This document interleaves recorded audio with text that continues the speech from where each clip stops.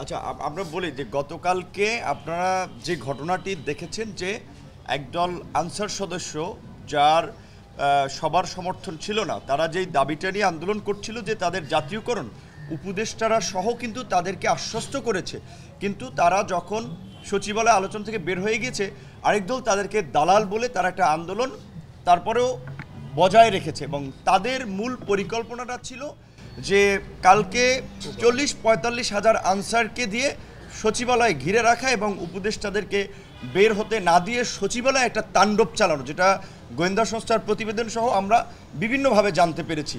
এবং আপনারা জানেন যে আনসারের দুইটা আপনার প্রক্রিয়া আছে। একটা হচ্ছে যে ব্যাটালিয়ন, সেখানে প্রায় 18,000 সদস্য, আর যারা ব্যাটালিয়ন ছাড়া সেখানে প্রায় আপনার 5 লক্ষের মতো সদস্য।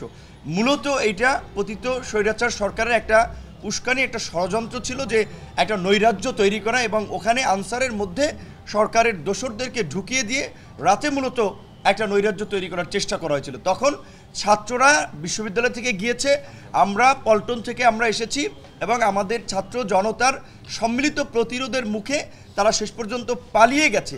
সেইখানে আপনারা একটা বিষয় লক্ষ্য করেন যে তারা যদি দাবি দেওয়া আদায় করতে আসতো, এই আন্দোলনের খুবই পরিচিত মুখ হাসনাত আবদুল্লাহ সহ আরও কয়েকজনকে তাদেরকে কিন্তু মারধর করে ফেলে পারিয়েছে। যে তিনি বলেছেন যে তাদের আপনার এই যে হ্যামোরেজ হয়েছে, আপনার রক্তক্ষরণ হয়েছে বা এইদিকে তারা শারীরিকভাবে হয়তো ফেটে যায়নি, কেটে যায়নি, কিন্তু ভিতরগতভাবে যে আঘাত পেয়েছে, কারণ এতটা তারা অ্যাগ্রেসিভ ছিল।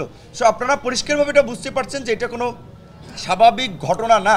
তো আমরা পরিষ্কারভাবেই বলছি যে যারা এখন এই ছাত্র জনতার অসম্ভব রকমের সমর্থন নিয়ে আসা সরকারকে অস্থিতিশীল করার চেষ্টা করবে, তাদের বিরুদ্ধে আমরা ছাত্র জনতা কিন্তু উপযুক্ত জবাব আমরা দেব।